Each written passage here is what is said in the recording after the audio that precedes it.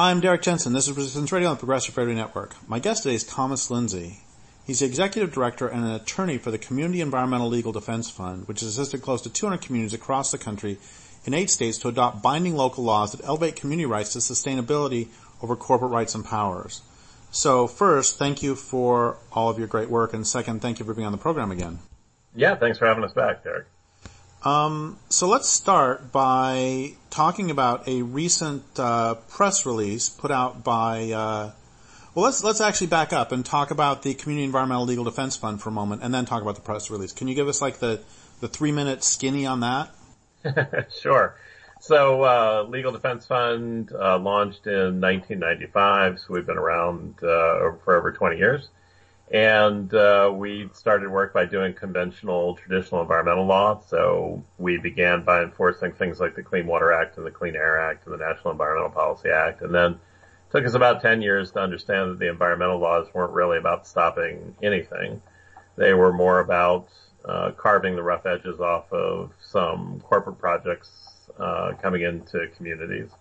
And so we switched gears back in 2002.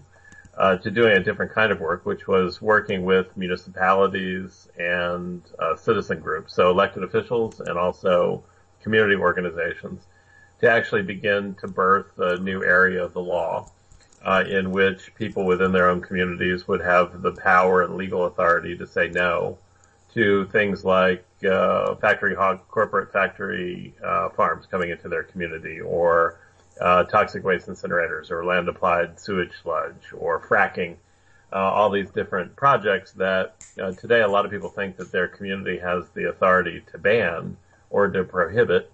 But unfortunately, when they run up into the existing structure of law, they begin to understand that they have almost no power to stop those projects from coming into the communities. And so that was the first piece of the work that we began doing, was this concept of people having a constitutional right to govern their own communities, and that constitutional right would override state preemption, so the state's ability to overturn or declare local ordinances illegal under the state's exclusive control of certain things like oil and gas extraction and agricultural issues.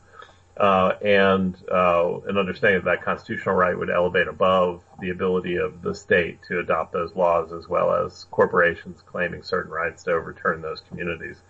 And then along the way, we began doing this area of work back in 2005, dealing with the rights of nature and ecosystems. So today, nature doesn't have any rights under the U.S. Constitution or under our system of law. And we think that's a big reason why things have gotten worse over the past 50 years, even after the nation's preeminent environmental laws were adopted.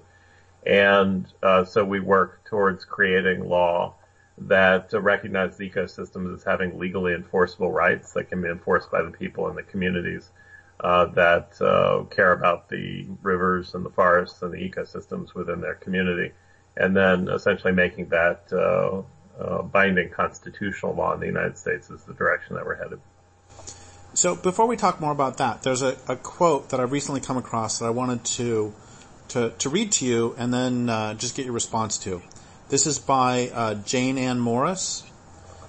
Corporate persons have constitutional rights to due process and equal protection that human persons, affected citizens, don't have. For non-corporate human citizens, there's a democracy theme park where we can pull levers on voting machines and talk into microphones at hearings. But don't worry, they're not connected to anything and nobody's listening except for us. What regulatory law regulates is citizen input, not corporate behavior. Yeah, it's one of my favorite pieces. We use it in our 2-day trainings that we do for lawyers and community activists and municipal officials.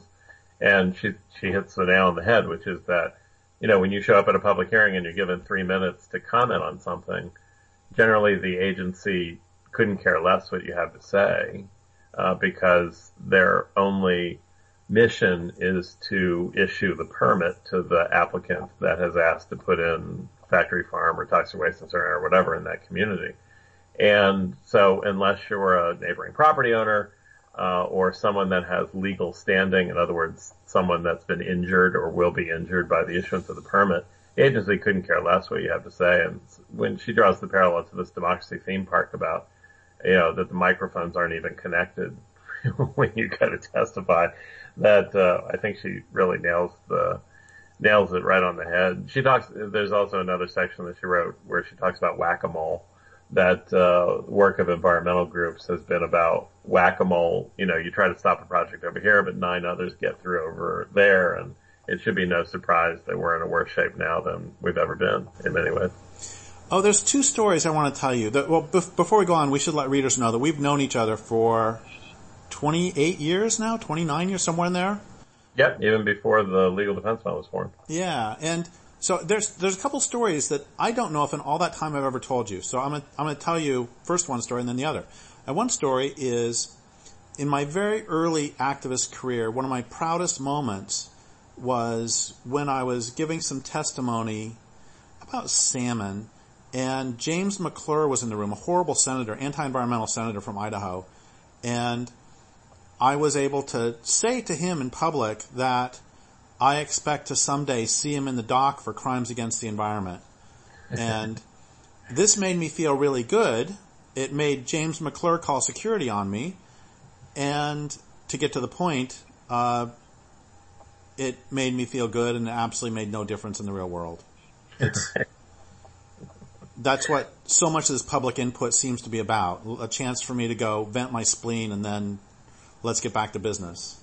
Yeah, I had my own similar experience back in law school when one of the he was a very well-known, I think he was majority leader at that time in the Pennsylvania Senate, came to speak at the law school. They had a little reception. I was a member of the environmental law group, the student group at the time, and went to hear him at the reception and got some time with him and started asking him some really difficult questions because he had authored and was pushing a bill to eliminate the categories of people that could challenge permits for environmental pollution purposes. And it turned out one of his major donors lived in an area where he had a number of these categories of people challenging a permit. And so it felt really good to go after him, and he threw his hors d'oeuvres at me during the thing, and I felt really good about it afterwards because I had gotten to him, but it didn't do anything else. It didn't stop the bill. The bill kept running. I think it got passed. I mean, it was all the same, business as usual. And then the other story is, remember the Rio summit decades ago that was going to save the earth? Yeah.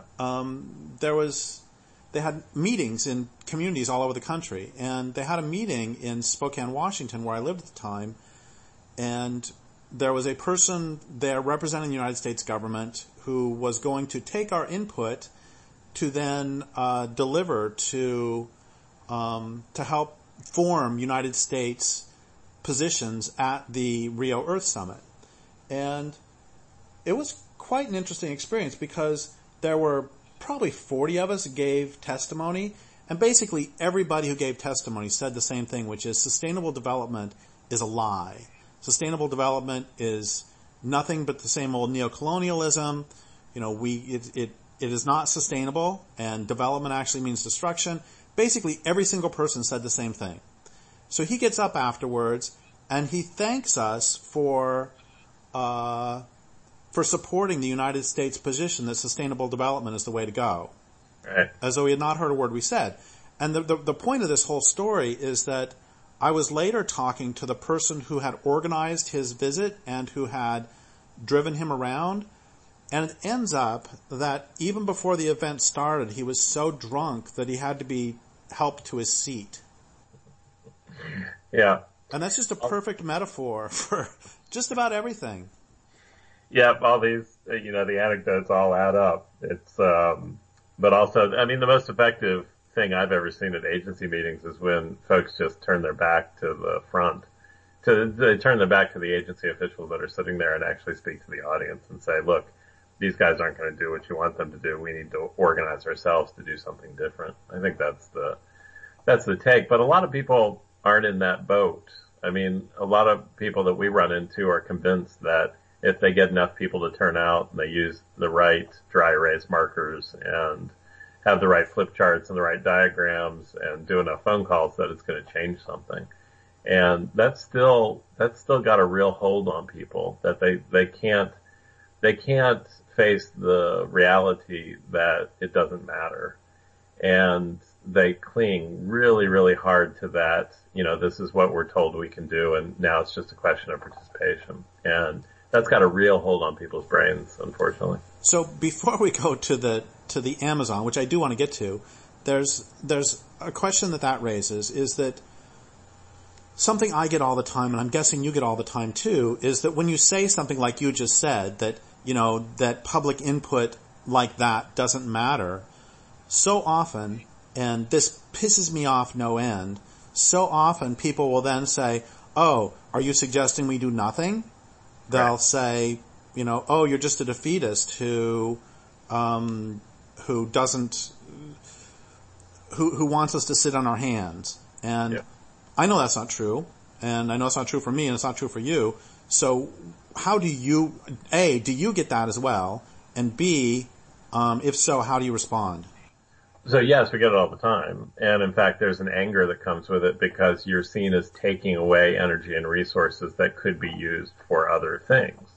So in other words, by saying we should be doing something else, you're taking away the energy and resources that, like, not to pick on them, but the Sierra Club would use to generate comments to the agency in the hopes that it's going to change the agency from doing something. I mean, and I think, we've been talking about anecdotes today, but my favorite is, I went to a meeting in Spokane, which is where we live now, and the meeting was about the fossil fuel trains coming through the city.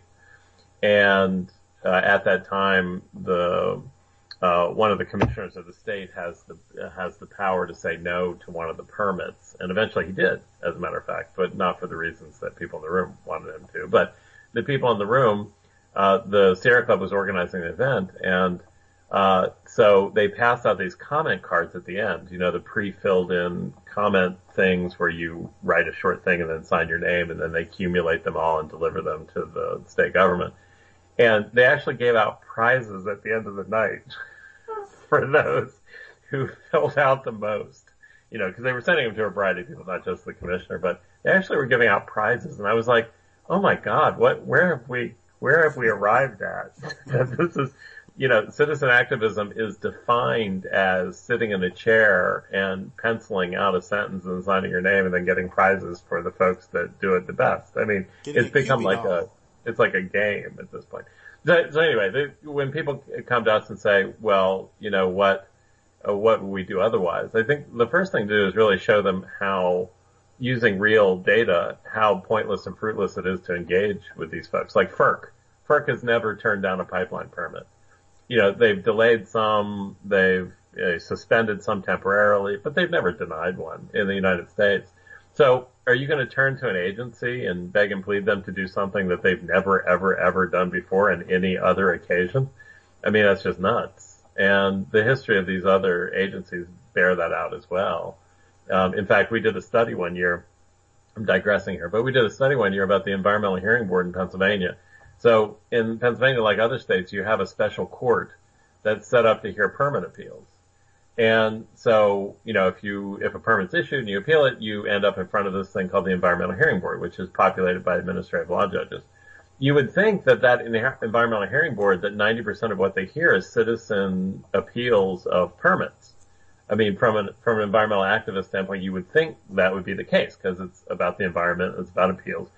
But when you look at the data about what cases they hear, something like 85% of the cases were all brought by corporations to force the agency to issue the permit. So these were cases in which the agency said, well, wait a minute, we're not sure if we want to issue this or we're going to deny it. And then the corporations, not the environmental activists or the communities, corporations came in to use the Environmental Hearing Board to force the issuance of the permits. And so I think all of this, specific data aside, is really about a mindset about whether you believe that we live in a democratic system or not. Because if you believe that we live in a democratic system, then it makes sense to do those things that the democratic system allows you to do, or that in some ways programs you to do, and then sets up the apparatus for you to do. But if you don't believe that we live in a democratic system where these agencies are actually going to become involved or advocate on the side of the communities or nature, then I think it leads you to a much different form of activism. And for us, when we get asked the question, people say, well, what else would we do? Well, we say, well, we're glad you asked because 200, 250 other communities in the United States are doing things differently. And what they're doing is saying, look, we live in this community. It's not in the authority of the state agency to decide what happens here. They don't have the authority to do that. We do. And because of that, we're going to seize or hijack, choose your verb, our municipal governing authority here to turn it upwards against the state and against the federal government and against the corporations trying to put this thing in. If we know that fracking project that's coming in is going to not only diminish our quality of life within the community, but also degrade the climate in an era in which climate change is now a global emergency and crisis, that we are going to take steps to stop it.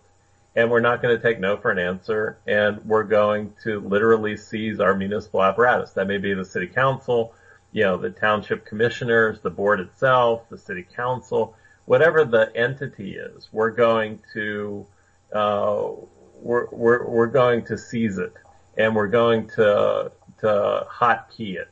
We're going to find the ways to make it active, and we're going to make a stand. And that's a much different kind of activism than signing your name to a card and getting a prize because you submitted the most things to the state agencies. But it takes a certain kind of people to do that. It takes self-assured, courageous folks like the folks that you had in the beginning days of the civil rights movement and the beginning years of the abolitionist movement and the last quarter century of the suffragist movement. It takes those kinds of people. And so for 20 years, we've looked for those kinds of people and tried to nurture them and bring them along and educate others about how the system actually operates. But I think outside of the regulatory system that's pre-established for us, there's a vast amount of activism out there that we don't even think of engaging in because we think it's off limits to us. And the other night I gave a talk to a group and they said, well, we have a pipeline coming through. How do we stop it? And I said, shoot, it's a matter of what's in our heads. It's not the companies, it's not the agencies, it's not the regulators, it's not the state. None of those things matter. If we had 50,000 people who actually understood that the agencies weren't going to do shinola for them, and we put those 50,000 people out in the field to stop the pipeline physically by doing civil disobedience, we could stop the pipeline. We would have the power to stop the pipeline. If there were numbers, we could stop the pipeline. We could stop any project.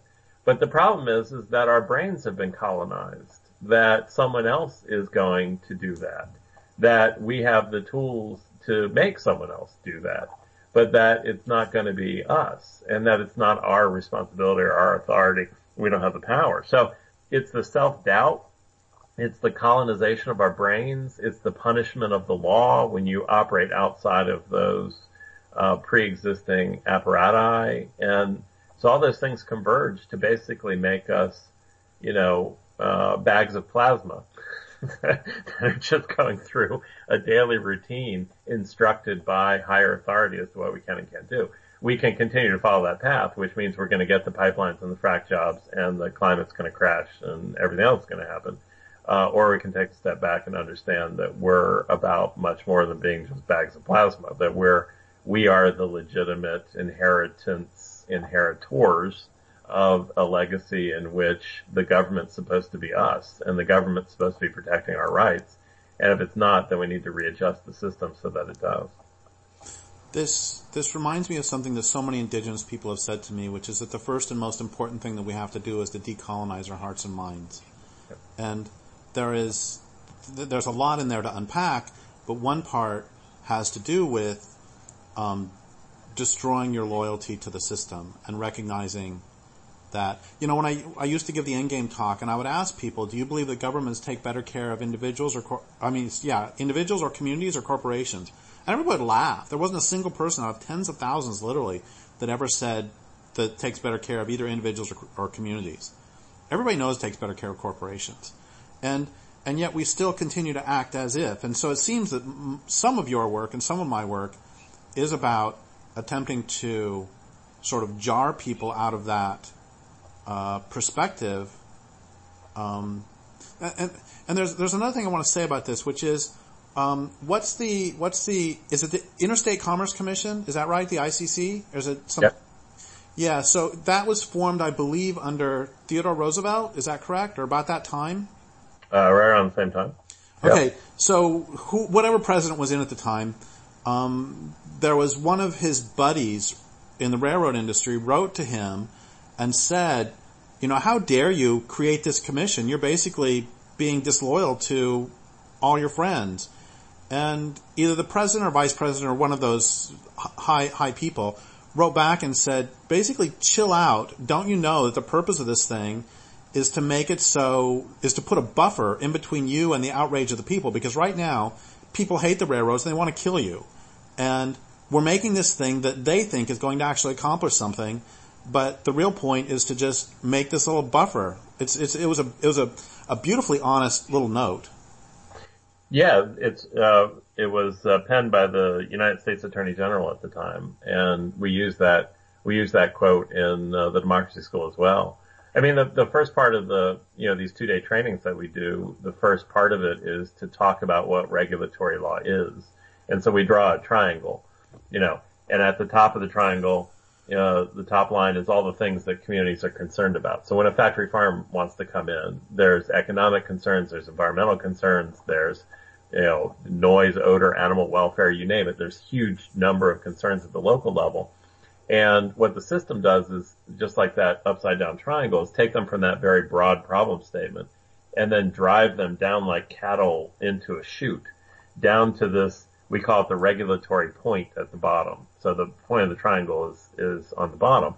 And it drives them down to a place where all they can do is complain over the height of the fences around the factory farms, or whatever the state has determined to be the only acceptable items to complain about or to appeal.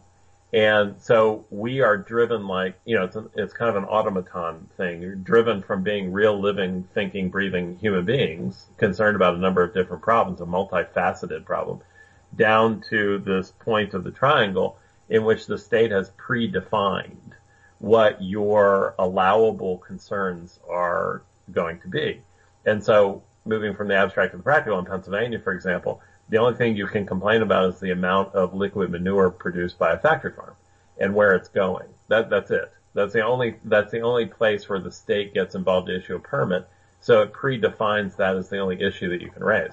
So if you go into the agency proceedings and you try to raise arguments about animal welfare or about the economics of the fact that we've lost, 400,000 farmers over the past 10 years, because they've been driven out of business by this agribusiness, vertically integrated agricultural model, that your comments are not relevant because they're not keyed into that one issue that the state has determined should be your allowable issue. And so talk about a great way to just not only colonize people, but get rid of any activist impulses whatsoever, is to say, yeah, it's okay that you worry about this, but that's not relevant. It's not going to fit into this permit appeal process at the bottom. And people are encouraged to travel down that chute like cattle by not only the state agency, because people pick up the phone and say, well, we have this factory farm coming in. I'd like to get involved because I don't think it's a good idea. And the state agency says, we're so glad you called. We have this permit application now. And if you want to submit comments about nutrient spreading and nutrient production, we'd be happy to hear those comments. And the corporation, some people go to the hearing and go up to the corporate representatives and they say, hey, we'd like to become involved because we don't think it's a good idea. And the corporation says, well, we're so glad you asked. We have a permit application in and you're more than welcome to submit comments on the manure management plan that we've submitted to the state. And it's bad enough that the corporation does it. It's bad enough that the state does it because these are entities that people turn to for authority. But the environmental groups do it. So if you pick up the phone and call the Sierra Club lawyer says to you, well, we're so happy you called. We'd love to help you out. You can appeal this permit on manure management grounds. And then they steer you into this expert, manure person and who can give testimony.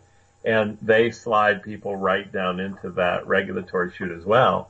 And at the bottom, of course, is where we all lose because you can't win it on those issues. That's why the state's chosen them to be the issues.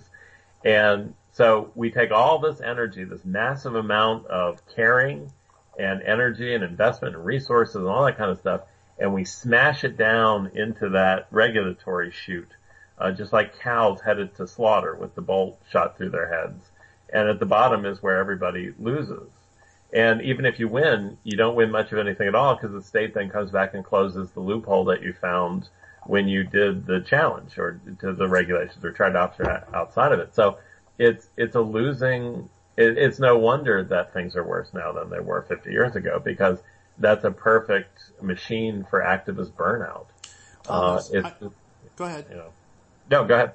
No, I don't think you're being fair, because I think that there are huge victories. Like, you can get the wall to be 6 feet 2 inches tall instead of 6 feet tall. I don't know what you're complaining about. Right. Some guy just scaled it in 2 minutes a couple days ago. Oh, I was talking about the wall between the U.S. and Mexico. Oh, I was talking about the wall around a pig factory. Right. Or my favorite was a case that challenged paint. What color paint you could apply to the walls around the frack wells. It was a frack well challenge. And so, those, it's just crazy. That's a huge victory. Yes. Yeah, huge victory. Yeah. One of the ways, and we don't worry, we will probably get to Amazon with like 3 seconds left. But anyway, one of the ways I always think about this is if space aliens had come down to Earth and they were doing to this planet what capitalism is doing to the planet, we would not merely be going down to the, alien permitting office to complain about their permits. We would actually be resisting in a serious way. I mean, for God's sake, there are stolid scientists who are talking about the oceans being devoid of fish in another 30 years. Yep. And this is not just trivial. This is not either trivial, and it's also not local. We're talking about life on this water planet. Yep. And our responses are just so. Yeah, it's like saying that the American colonists should have gone to the British Board of Trade to make their arguments about independence. But it's also important to recognize that there's real punishment in the system. It's, the state of Florida passed these gun preemption laws, which preempt municipalities from adopting firearms law, gun control laws at the local level. And not only do they just prohibit passage of those laws, but now they're threatening local officials with civil fines of $5,000 apiece and removal from office by the governor of the state. And so it's not just environmental issues, it's social issues, it's paid, family leave, it's all these other things as well. And just recently in a case, and when you step in to actually say, well, maybe people within their own community should have the right to make laws and have a right of local self-government, actually have a constitutional right of self-government that outweighs the corporation's right to put the project in the community. You get slapped, and you get slapped hard. I mean, in January, we got hit with a $52,000 fine from a federal judge in a case where we were arguing that a community should have the right to say yes or no to a frack wastewater injection well being sited within their community. And in response to making that argument, we got hit with a sanction by the federal court, which granted a motion by the oil and gas company to fine us $52,000. And then she referred the matter to the disciplinary board of the state, in which I could be disbarred or have something happen with my license. And so the minute you stand up and say, I'm not going to play in that sandbox of the regulatory stuff, and you move outside to do something different, this system smashes your nose in. I mean, that's what it's intended to do. And so, like Pavlov's dog, people are hesitant to step off the sidewalk because as soon as you do, you get that punishment, that voltage that gets driven into you. Well, first off, I want to thank you for your courage and for your steadfastness over these decades. And I just want to acknowledge that. And, and also I want to just point out to people how horrible it is what you just said, that for making the unacceptable argument, actually forget the unacceptable, for making the argument that the community should be allowed to make decisions, the courts attempted to, or they came after your organization and possibly you. And that's That's not extraordinary. It's ordinary. It's horrible. Yes, and it's ordinary. I mean, this is how it works. And with the lawyers dealing with the early civil rights movement, they got sanctioned as well and jailed sometimes. And I mean, it's just how the system responds. And here, the basis of the sanction against us, I mean, purely, this case was about a community saying no to a frac wastewater injection well that was scheduled to inject 151 million gallons of toxic wastewater from fracking operations into the community. And the community passed a law that said no, we don't want that. We're all on the entire community is on well water. And they said, we know what those things do and we don't want it and we're going to say no. And then coming up with a legal doctrine, legal theory, which we've been perfecting now for 15 years, that people in the community have a right to say no. People in the community coming together collectively have a right to say no to those things that are going to harm them within the community. And because we had made that argument in 2 other federal courts prior to this and lost, because the courts have not been embracing this concept. And that's how law changes, you know. You have to keep knocking at the door, and you do so somewhat politely and sometimes not so politely. And in this case, the judge said, well, you've made the argument a couple times before and you've lost. So the only reason you have to raise it now is to harass the oil and gas company. And because of that, she issued a sanctions order of $52,000 against the 2 lawyers, one of which is myself in this case. But like you said, it's not unusual. This is the way the system works. And so either in your camp where you think we live in a democracy and we do have power at the local level to say no under the current system, that leads your activism in one direction. If you've come to the conclusion that the system is so broken in many ways, or more precisely operating the way it's supposed to operate, and not broken at all, but perfectly working very well for some, that you follow a different kind of activism. And it's the same thing with the suffragists and the abolitionists and everybody that's come before, is that some activists chose to write letters to the president asking him to grant women the right to vote. Other women went to labor camps and got arrested, went to labor camps, did picketing, ran into ballot boxes and stuffed them before the police could arrest them, went to trial, did civil disobedience, and all that kind of stuff. So either you're in the system and you think the system's going to work for you and you try to press the pressure points, or you're outside of the system and you understand those pressure points are just not going to accomplish anything and that you set your sights on something else. So I've got another subject before the Amazon, which is an anecdote first, which is my sister is fairly right-wing, and she was for a time on the city council of a small community in Virginia.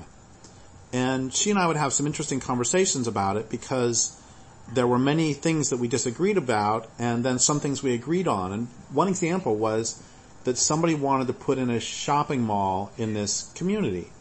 And were I on the city council, I would have voted no because shopping malls are evil and because it would destroy the environment. It would be for environmental reasons. But she, on the other hand, voted no because the owner was not local, but instead some outsider trying to impose. The person was from Washington, D.C., and so it was an outsider trying to impose stuff on their community. And this all brings me to the question of, and I don't think this is a question you and I have ever talked about, or if we have, I've forgotten. So do you work, in terms of this community self-determination, do you find yourself working mostly with lefties? Do you find yourself working some with some right-wing people? Is it across the board? Is it, because there are strong community self-determination groups within the right as well, and I'm wondering how you navigate that. So first off, that conversation with your sister probably makes for interesting Thanksgiving conversation, I would imagine. we usually end up talking about football. Yeah, that's always the common thing. So your question about where does this land in the political spectrum, the answer is all over the place, which is that in the communities where we work, sometimes the only thing people have in common is that they don't want the factory farm coming in, or they don't want the toxic waste incinerator. And so you get people from both wings coming together in the same room. They may not be able to talk about anything else. can't talk about gay marriage, can't talk about abortion, can't talk about anything else. But on the local control issue, they have common ground. And I think that's the kind of political constituency that's emerging. And there's always concerns about local control being used for bad things, like banning African Americans from coming into a community or banning gay marriage at the local level or whatever those concerns might be. But the community rights movement, which has emerged in the United States, which is, what we support and have deepened with the legal arguments, is essentially about an understanding that local communities, municipalities, or cities, towns, villages, counties, should be able to expand and broaden out civil and political rights at the local level above the floor established by the state and federal government. So much in the same way that state constitutions and state governments can broaden out federal constitutional rights by recognizing additional rights or broadening out existing rights, that local government should have the same relationship with the state and federal government as the state government has currently with the federal government in terms of broadening out rights.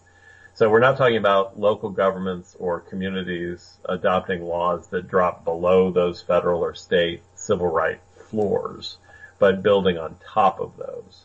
So, rights of nature, right to clean air, right to clean water, right to a sustainable energy future, basically things that have not been spoken to by state or federal constitutions that can be seen as broadening out or expanding above the floor of those state and federal constitutional rights. So we have about 10 minutes left, and at long last, you recently put out a press release. Colombia's Supreme Court rules that Amazon region is, quote, subject of rights. Can you talk about that, please? Yeah, so the rights of nature stuff has been gaining some traction over the past 6 months. First, it was Colombian and Indian courts ruling that glaciers and rivers would be treated as persons under the law, i.e. as separate entities. So up until now, basically the legal systems of everywhere except for indigenous communities, basically, have been about nature being property. So if you own a piece of property, it carries with it the right to destroy that property. So if I own a 10-acre piece of ground, there's nothing that stops me in the law as long as it's not a protected wetland or there's endangered species or some other exception like that, from simply asphalting the whole thing into one giant airfield and destroying the ecosystems on that piece of property. So this rights of nature concept that ecosystems and nature have independently enforceable rights of their own, that they're separate entities that have interests of their own and should be able to enforce rights of their own. That concept is what began in a little town of borough of Macua, just north of Philadelphia, way back in 2006, which was the first rights of nature law to be passed in the United States. That then became part of the Ecuadorian constitution. So we traveled to Ecuador, served as an advisor to the Ecuadorian national government, who then took the rights of nature concept and drove it into the national constitution for the country of Ecuador. And we now have a couple enforcement cases in Ecuador in which a river is a plaintiff. So it kind of bends our brains, I think, sometimes. But thinking about non-homocentric or anthropomorphic uses of the court system. So a river appearing as a plaintiff represented by the people of the community who have an interest in protecting the river.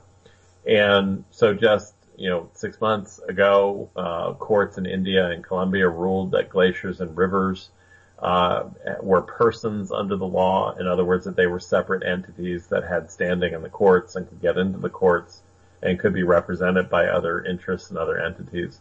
And just recently, last week, the Colombian court spoke again, and this time not just on a single river or a single glacier, but on the Amazon region, in a case brought by 25 youth plaintiffs who had filed suit against the state or the national government of Colombia to secure their rights to a healthy environment and food and water. I mean, it was very broad complaint.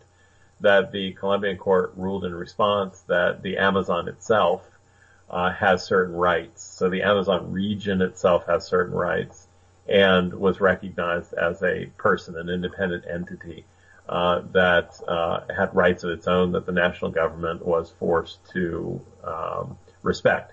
And so as part of that ruling, down to the practical aspects of it, the Colombian court ruled that municipalities as well as the national government needed to come up with a plan for zero deforestation. to actually halt deforestation in the Amazon region, because the court found that the rights of the plaintiffs to a healthy environment and right of future generations required that the rights of the Amazon be respected, and that the rights of the Amazon could only be respected if the government followed a zero deforestation rule.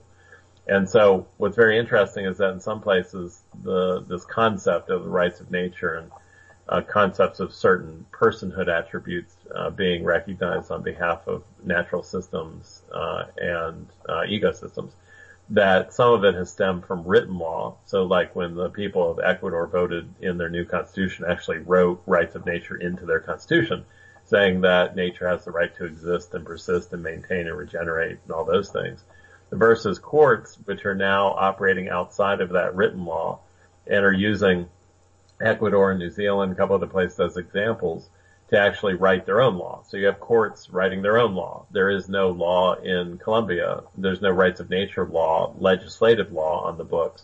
And so the courts are beginning to invent, and they're beginning to extend and expand, and they're beginning to hook the rights of nature into this right to a healthy environment concept, saying that right to a healthy environment is not possible unless nature has rights, which I find to be fascinating. You know, we all know it to be true, but it's the first time really that the courts have based rulings on it.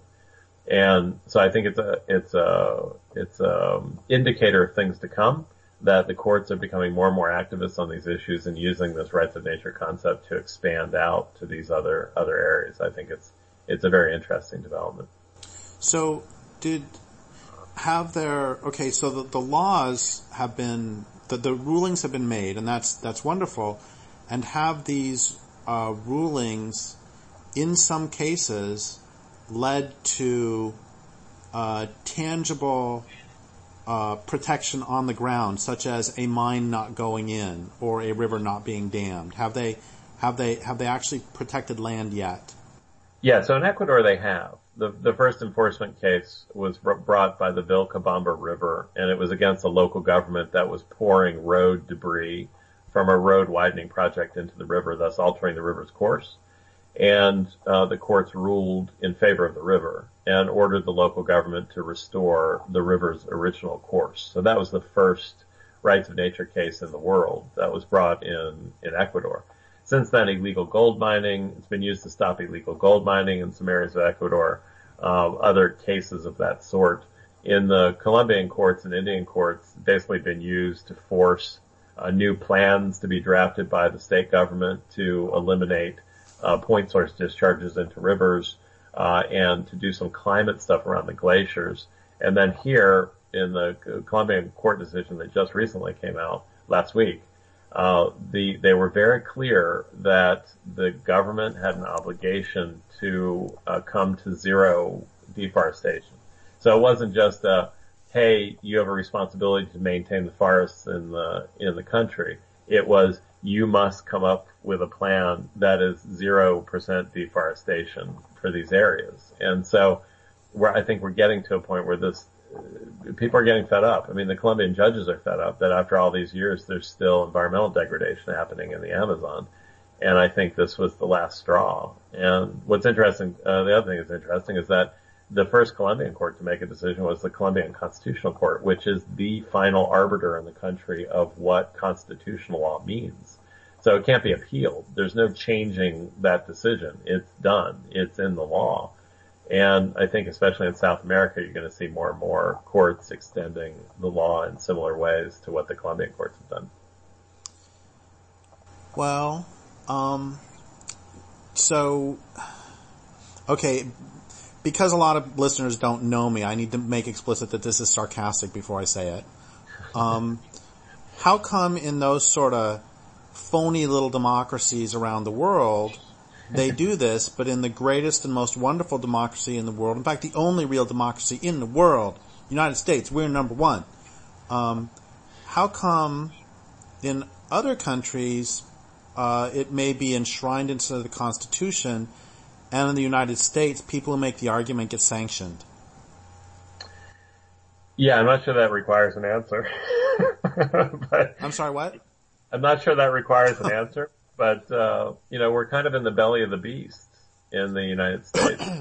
This is the place where property and commerce protections have been elevated above everything else, and it's constitutionally structured. So we have a constitution that was written in the 1780s. And back then, the question was, how do we write a form of governance which allows us to exploit as quickly as possible the natural resources across the land? Because that's, in the eyes of the founders, how you became a rich and prosperous nation. So they wrote that constitution. That's the constitution we have today. It's a 1780s constitution. Meanwhile, in Ecuador, they have a 1990s or a 2000s constitution because they've rewritten theirs. And in the U.S., the Constitution is a sacred cow, but the sacred cow is killing us. It's a 1780s plan of governance that's rooted in 1780s values. And until it gets redone, the DNA of this country is opposed to either local control, in which local control acts to stop economic development of some kind or the other, and the rights of nature, which recognizes that ecosystems in nature have some kind of rights to stop that which is going to harm them. So I think, we're in a place that is the belly of the beast, and it is an uphill climb here to change this stuff. So here's a concern I have, and I'm sure you do too, is let's say that tomorrow a constitutional convention was called, whatever this means. What would stop that new constitution emerging in the United States from being even worse, given sort of political climate, and given also, especially, the power of corporations to control things in the United States? Yeah, it would be a mess. And that's why when people ask that question, I say, we have no business rewriting the Constitution until we create a movement that becomes powerful enough to control that process. And until that happens, you open it up, it turns over to the forces that are currently transcendent, which are the ones opposite to the values that you're trying to drive. So for the past 15 years, we've tried to support the growth of a movement that is based on, local self-government as well as the rights of nature work. And until that becomes powerful enough to control changes, I have to tell you, I'm a cynic about most of this stuff, especially on the national level, but a bill was introduced to amend the New Hampshire Constitution this past year that we helped with. It would have recognized the authority of municipalities to adopt rights of nature laws within the state of New Hampshire. And 1/3 of the New Hampshire House voted for that bill. 1/3 of the legislators in the New Hampshire House, which is huge, it's 400 some people, actually voted to adopt that bill, which would have put a constitutional amendment in front of the people of New Hampshire to decide whether to grant the authority to communities to protect the rights of nature. And so I think amending state constitutions probably comes first. And that only happens when people are powerful enough in different communities to drive that change. And I think that's starting to happen in Oregon, Ohio, Pennsylvania, and New Hampshire. And eventually down the road, then folks become powerful enough to begin to tinker with the federal constitution. One of the things that I have always loved about you and loved about your work is that you kind of remind me of the fight scene in Cool Hand Luke, and all good activists do, and all good revolutionaries do, where you get up and you get knocked down, and then you just get up and you go at it again. You get knocked down, and you just recognize that's part of the struggle. And I really have so much respect for your ability to persevere and to continue to resist and to not give in. And I want to thank you for that. Oh, thank you. So I guess the last question is, so if people want to learn more about the work you're doing, or to help out, or to attend one of your democracy schools, or to do anything else good, what should they do? Best thing to go is to go to our webpage at celdef.org, and that's the Community Environmental Legal Defense Fund. So it's CELD as in David, F as in Frank.org. and all kinds of stuff is up on our webpage, but information about the democracy schools, and then folks who want to read more about the Colombian Supreme Court decision, that's on the front page right now. Well, thank you so much, and I would like to thank listeners for listening. My guest today has been Thomas Linzey. This is Derrick Jensen for Resistance Radio on the Progressive Radio Network.